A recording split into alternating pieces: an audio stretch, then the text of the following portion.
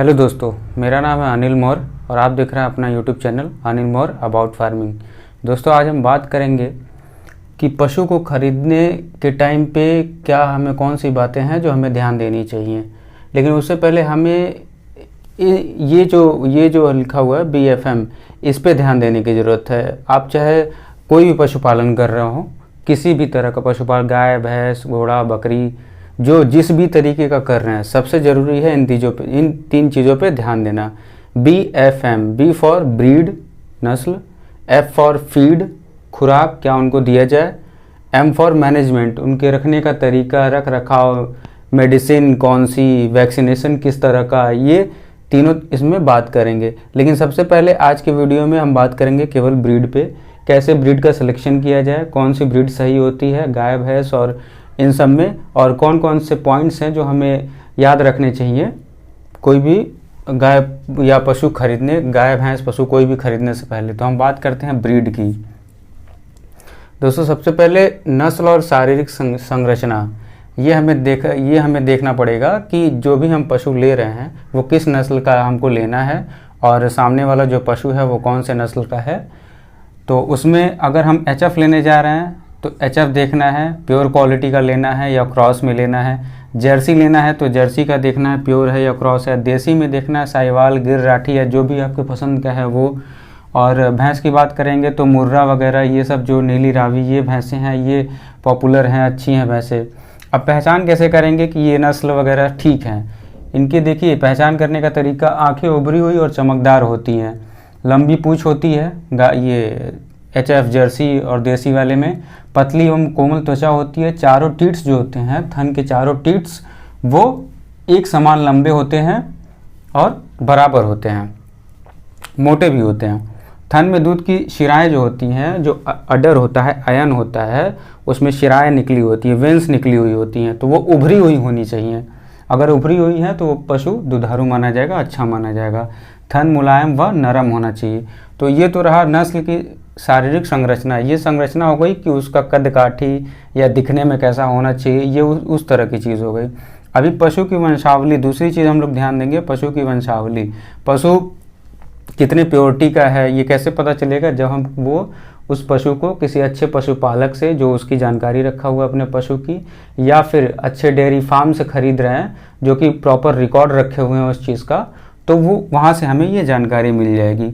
अब देखिए बहुत लोग 100% प्योरिटी वाले HF या जर्सी गाय ले लेते हैं, तो वो सही नहीं है, क्योंकि उनको रखने में, उनका केयर करने में बहुत ज़्यादा पैसा भी लगता है और दिक्कत भी होती है, उन्हें बहुत सारी बीमारियां हैं, वैसा एटमॉस्फेयर देना पड़ेगा, बहुत ठंडा भी ना हो, बहुत गर्म भी ना हो। तो 75 मेरा एडवाइस ये रहेगा कि 75% तक प्योरिटी के आप ब्रीड रखें, उससे ज़्यादा प्योरिटी के ब्रीड ना रखें। उससे ज़्यादा प्योरिटी के ब्रीड रखने पे खर्चे आपके बढ़ेंगे। हाँ, ये है कि बेशक आपके दूध की मात्रा बढ़ जाएगी, पर आपके खर्चे भी बढ़ेंगे, बीमार होने लगेगा पशु, उसके रख रखाव में, सब कुछ इंतजाम करने में आपको बहुत केयर करना पड़ेगा, दिक्कत होगी। ये हो गया पशु की वंशावली। तीसरी चीज़ है पशु की उम्र और ब्यात। पशु की सही उम्र का आकलन उसके दांतों से किया जाता है। बहुत सारे जगहों पे सींग, जो भैंस वगैरह होती है तो उसके सींग से भी आकलन किया जाता है, पर वो तरीका 100% सही नहीं होता है। पशु की उम्र जो है वो दांतों से ही चेक की जाती है। इस पे एक अलग मैं वीडियो बनाऊंगा कि दांतों से कैसे देख के पता करें कि पशु कितने वर्ष का हो गया है। दांतों में और गाय और भैंस में अंतर होता है कि दांतों से आधे वर्ष का अंतर होता है। गाय का अगर 2 वर्ष बताएगा तो वही दांतों की संख्या से वो 2.5 वर्ष होगा, तो दोनों में आधे वर्ष का अंतर होता है। तीसरी चीज़ हम लोग देखेंगे पशु का दूध। कम से कम 3 बार दुहकर देख लें और पता कर लें कि पशु मालिक जो है कितनी बार दूध दूहता है। हमें जहाँ से भी ले रहे हैं, अगर हमें समय है, वो वहाँ समय है, अगर मार्केट से नहीं ले रहे हैं, किसी डेयरी फार्म से ले रहे हैं, किसी पशुपालक के घर से ले रहे हैं, तो वहाँ पे कोशिश करें कि 3 टाइम पशु का दूध दूह के देख लें कि कितनी मात्रा में वो दूध दूह रहा है। ये सब देखने के बाद पशुपालक से भी जान लें कि वो किस किस समय पे पशु का दूध निकालता है और कौन कौन सा टाइम होता है। ये हमारा तीसरा हो गया, क्योंकि बहुत बार देखा गया है कि जो है कि एक बार में पशु का दूध रोक कर और उसे इकट्ठे एक बार में मार्केट में लाया जाता है और वहाँ से लोग देखते हैं कि अडर बहुत बड़ा है, ये है, और झूठी झूठी बातें फैला देते हैं कि 10 लीटर वाले पशु को बता देंगे 16 लीटर का है, 16 लीटर वाले पशु को बता देंगे 20 लीटर का है।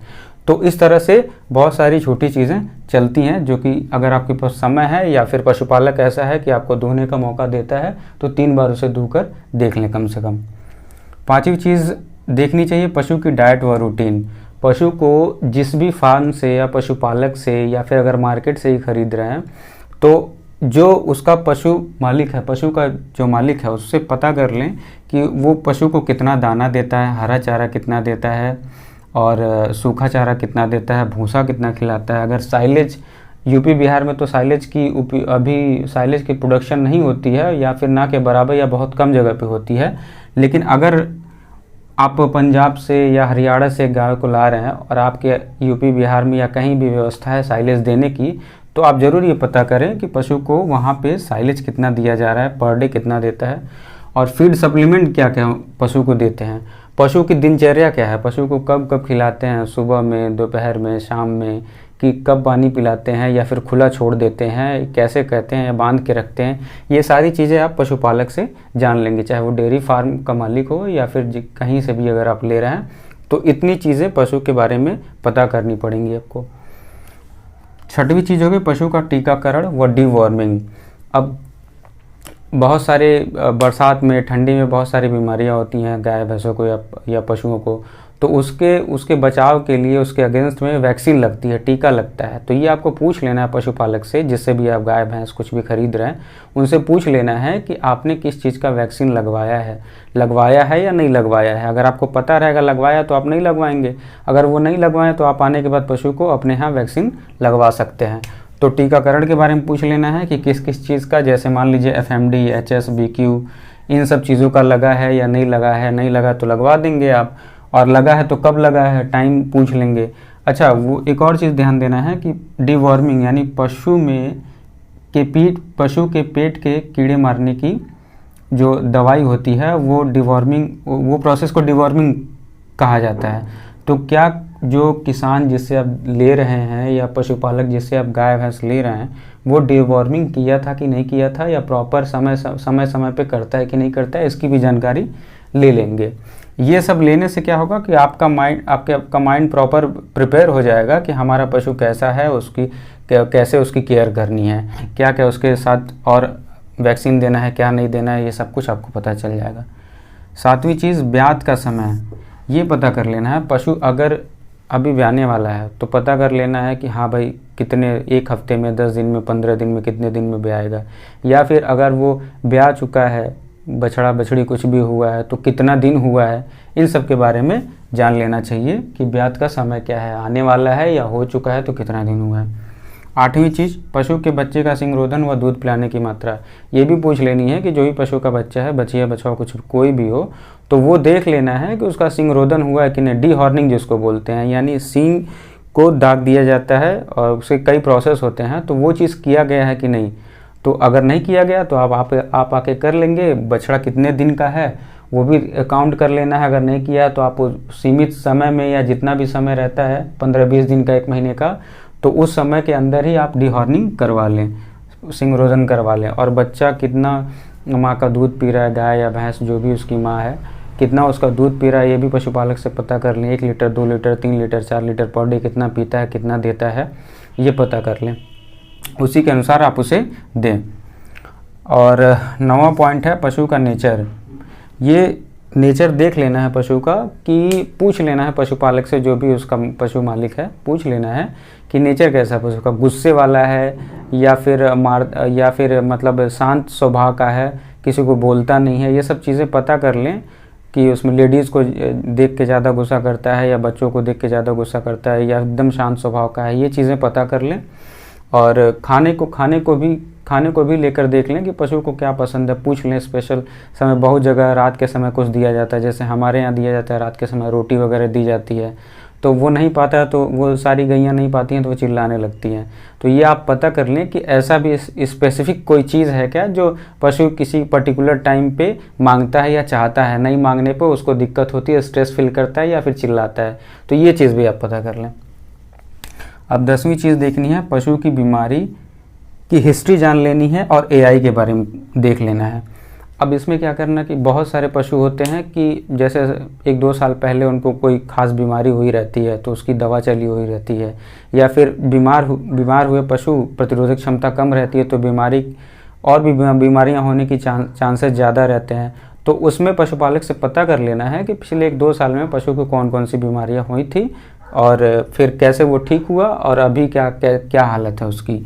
और दूसरी चीज़ देख लेनी एआई के बारे में। एआई का फुल फॉर्म होता है आर्टिफिशियल इंसेमिनेशन, जिसको बोलते हैं कृत्रिम गर्भाधान, यानी प्राकृतिक तरीके से जो गर्भाधान होता है वो चीज़ ना होके आप इसको मैनुअली हाथ के द्वारा, मशीन के द्वारा आप एआई करते हैं। पशुओं की सीमेन पशु के गर्भ में डाला जाता है और इसमें आर्टिफिशियल इंसेमिनेशन में जो है कि आप इसमें चूज़ कर सकते हैं कि जो सीमेन पड़ रहा है किस बुल का हो सकता है और क्या क्या उसके मतलब कितना उसका वो एडवांटेज होगा उस बुल के सीमेन का, वो सारी चीज़ आपको पहले से पता होती हैं। तो आप एआई कराते हैं तो पता कर लेना है कि जो आप पशु ला रहे हैं, ठीक है, उसकी एआई हुई है अगर, तो फिर किस सीमेन से हुआ है, किस बुल के सीमेन से हुआ है, किस कंपनी के सीमेन से हुआ है।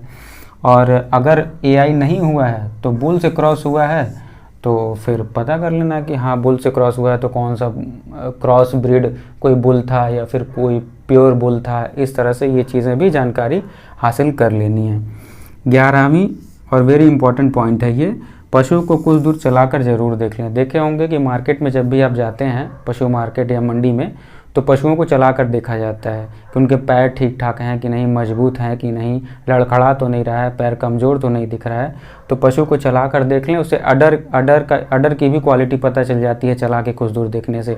तो ये वाला पॉइंट ज़रूर आप अक्सर देखे होंगे, हर जगह पशु को चलाकर देखा जाता है। तो आपको भी यही करना है, उसे चलाकर कुछ दूर देख लें, उसके कूल्हे वूल्हे मजबूत हैं कि नहीं, पैर वैर ठीक है कि नहीं, ये सब चीज़ें देख लेनी है। इतना पॉइंट अगर आप याद कर लेते हैं और इतना पॉइंट अगर देखते हैं लेने से पहले, तो आप पशु निश्चित तौर पर अच्छा ही खरीदेंगे, उसमें आप अच्छे पशु ही आप लाएंगे, ये तय है। अच्छा, एक चीज़ देखा जाता है कि पंजाब या हरियाणा से जो गाय भैंस कुछ भी लाते हैं हमारे यूपी बिहार के लोग या और अदर स्टेट्स के, तो उनमें क्या होता है कि वहाँ से लाते हैं तो वहाँ पे उनकी दूध की क्वालिटी अच्छी होती है, मीन्स क्वांटिटी उनकी अच्छी होती है। वो 20 लीटर के हैं तो वहाँ पे 20 लीटर देते हैं, आप दूध के चेक करके देख लेते हैं। लेकिन जैसे उसको यहाँ पे लाते हैं तो उसका दूध कम हो जाता है, अचानक से 15 लीटर 16 लीटर 12 लीटर हो जाता है। तो उसका एक कारण ये है फीड एंड क्लाइमेट। वहाँ पे पता कर लेना है कि वो फीड कैसा दे रहा था, जो मैं अभी बात किया हूँ पशु की डाइट व रूटीन की बात। अगर पशु की डाइट और रूटीन पता कर लेंगे तो ये एक चीज़ से आपको फुर्सत मिल जाएगी कि फीड वाला जो एक पॉइंट होता है जिससे पशु का दूध कम हो जाता है, तो वो आप इस चीज़ को देख लेंगे। जैसे कहने का मतलब वहाँ पे अगर वो जैसा फीड दे रहा है एक्चुअली वही फीड आप यहाँ पे दे रहे हैं तो पशु को कोई दुविधा नहीं होगी, वो आराम से वो चीज़ खाएगा और जितना दूध देना चाहिए था वो देगा। दूसरी चीज़ आती है क्लाइमेट की। अब वहाँ पे किस क्लाइमेट में वो पशु था, उसको खुले में रखा जाता था या बहुत ठंड वाली जगह पे रखा जाता था, कम ठंड थी, बहुत छायादार वृक्ष थे या शेड बहुत ऊंचा था, इस तरह का क्लाइमेट देख लेना है। तो वही क्लाइमेट अगर आप प्रोवाइड करेंगे खुद अपने स्टेट में जहाँ भी आप ला रहे हैं इस चीज़ को, तो निश्चित तौर पर पशु का दूध कम नहीं होगा और ये शिकायत जो होती है कि दूध कम हो जाता है, वो शिकायत आपको नहीं मिलेगी। तो दोस्तों यही सारे पॉइंट्स थे जो आप खरीदने से पहले देखना है। गाय भैंस को या कोई भी पशु कोई भी जानवर करते हैं तो ये देखना है।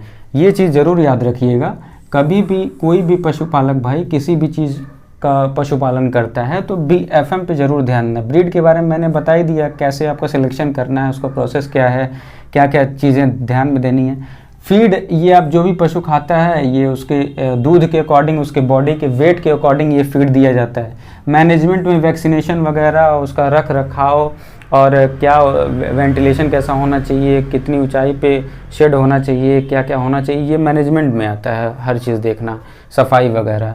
तो आप ब्रीड पे ध्यान दें। अगले वीडियो में या फिर आने वाले कुछ वीडियो में हम फीड और मैनेजमेंट के बारे में भी चर्चा करेंगे। दोस्तों ये वीडियो आपको कैसा लगा इसके बारे में ज़रूर बताएं कमेंट करके।